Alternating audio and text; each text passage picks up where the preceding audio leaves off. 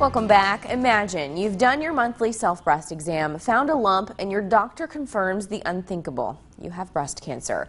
How do you break the news to your employer and coworkers? And what are your rights to keeping that information private? We find out in this month's Freeman Health Buddy Check 16. This is Buddy Check 16.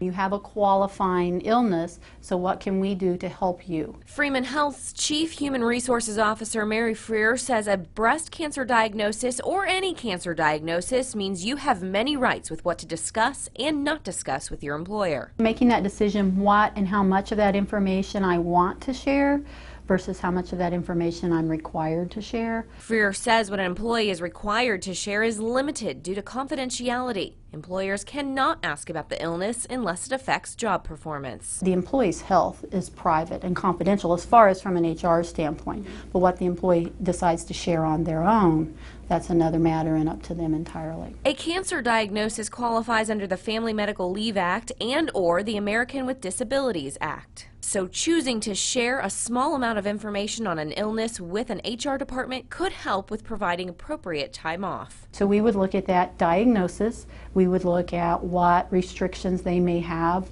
given to them by their physician, and then what can we do. We sit down with the employee and we talk with them about what accommodations do you need and how can we accommodate their illness. Above all, Freer says the HR department is there to help. If you needed time off for be it radiation or chemotherapy, or if the effects of chemotherapy. Other accommodations may include something as simple as changing shift hours or making an employee part-time instead of full-time. It's up to them considering are they going to need time off, extended time off, and then again if it's affecting their job performance. And the main goal is to always protect a patient's privacy while helping him or her get better and eventually return to work. That's what the Human Resource Department is for. We are there to help, that they're not in this battle alone.